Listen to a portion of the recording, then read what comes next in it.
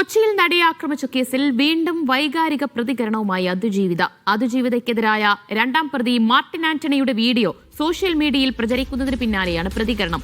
വൈകൃതങ്ങൾ പറയുന്നവരുടെയും പ്രചരിപ്പിക്കുന്നവരുടെയും വീട്ടിലുള്ളവർക്കും ഈ അവസ്ഥ വരാതിരിക്കട്ടെയെന്നും പോസ്റ്റ്. മൂസിന ആസോ വിവരങ്ങൾ നൽകും. മൂസിന, ഈ കോടതി വിധിക്ക് പിന്നാലെ ഒരു ശക്തമായ പ്രതികരണവുമായി അതിജീവിത എത്തിയിരുന്നു. തനിക്ക് നീതി ലഭിച്ചില്ല എന്ന പോസ്റ്റിൽ പറയുകയും ചെയ്തിരുന്നു. പിന്നാലെ ഉണ്ടായ പോസ്റ്റിൽ എന്താണ് അവർ പറയുന്നത്?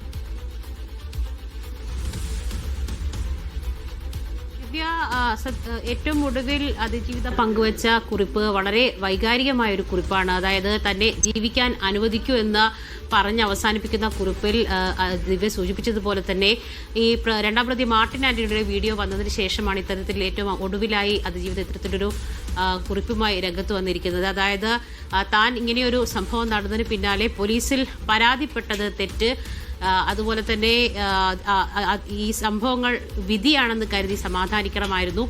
ഒരുപക്ഷെ അങ്ങനെ സമാധാനിക്കുന്ന സമയത്ത് ഈ വീഡിയോ പുറത്തു വന്നു കഴിഞ്ഞാൽ അപ്പോൾ ചിലർ ചോദിക്കും, എന്തേ അന്ന് തന്നെ പരാതിപ്പെട്ടില്ല? അത്തരം ചോദ്യങ്ങൾ ഉന്നയിക്കുന്ന ആളുകളോട് ഒന്നും പറയാനാവാതെ താൻ ആത്മഹത്യ ചെയ്യണമായിരുന്നു എന്നുള്ള രീതിയിൽ വളരെ വൈകാരികമായുള്ളൊരു കുറിപ്പുമായാണ് അതിജീവിത ഇപ്പോൾ ഈ ഇൻസ്റ്റാഗ്രാമിലാണ് ഇത്തരത്തിലൊരു പോസ്റ്റ് പങ്കുവച്ചിരിക്കുന്നത്. അതുപോലെ തന്നെ മാർട്ടിൻ ആന്റണിയുടെ പ്രചരിക്കുന്ന വീഡിയോ വളരെയധികം വേദനിപ്പിച്ച ഒരു സംഗതിയാണ്.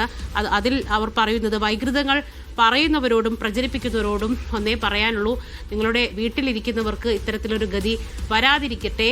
ഞാൻ ഇരയോ അതിജീവിതയോ അല്ല, ഞാൻ മനുഷ്യനാണ്, എന്നെ ജീവിക്കാൻ അനുവദിക്കൂ എന്നുള്ള വളരെ വൈകാരികമായൊരു കുറിപ്പാണ് അതിജീവിത പങ്കുവച്ചിരിക്കുന്നത്. ദിവ്യ, ഞാനും ഒരു മനുഷ്യനാണ്, ജീവിക്കാൻ അനുവദിക്കൂ എന്ന വളരെ വൈകാരികമായ കുറിപ്പാണ് അതിജീവിതയുടെ ഭാഗത്തുനിന്ന് ഏറ്റവും ഒടുവിലായി ഉണ്ടായിട്ടുള്ളത്. മൂസിന ആസു ആണ് വിവരങ്ങൾ നൽകിയത്.